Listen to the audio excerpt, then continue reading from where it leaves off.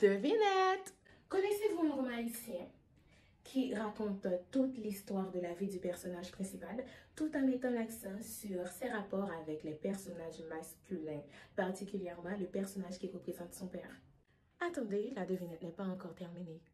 Ce même roman est un panorama d'une partie de l'histoire politique et sociale d'Haïti.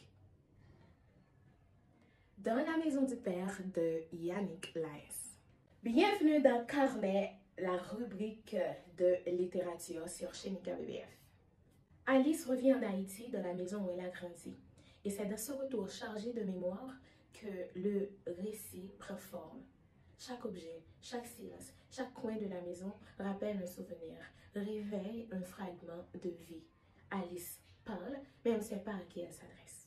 Le père d'Alice domine son enfance. Homme aux principes rigides, un ténor bien-aimé impose une éducation stricte à sa fille, sans grande manifestation d'amour ni de tendresse. À l'opposé de cette figure distante, il y a l'oncle d'Alice, Héraclès bien-aimé. Plus jeune, plus ouvert, plus à l'écoute. Il est son ami et il est presque son confident. C'est à son oncle Héraclès qu'Alice a osé confier son rêve de devenir danseuse. Il l'a encouragée et il l'a même accompagnée à ses premiers cours de danse vaudou. Un monde de liberté, de corps en mouvement, loin des contraintes imposées par la maison paternelle.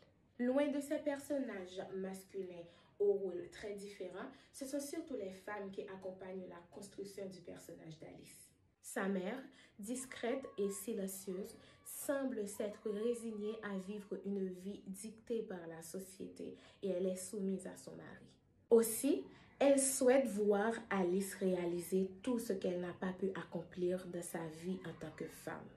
Mambo, une autre figure féminine qui est la dame de service dans le roman, elle incarne une force tranquille, enracinée dans les traditions populaires et culturelles. Elle représente pour Alice une présence stable, presque maternelle, et elle est aussi une passeuse de mémoire.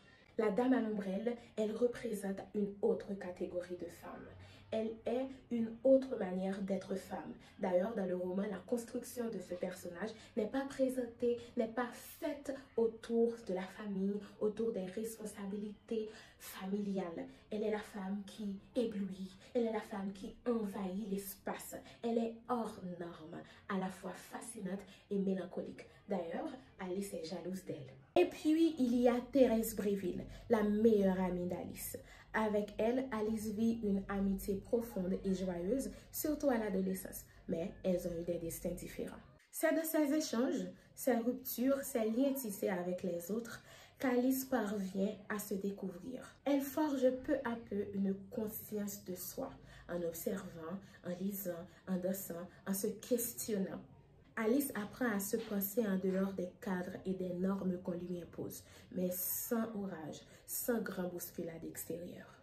Elle devient une femme qui interroge, qui s'interroge, qui choisit, qui se tient debout.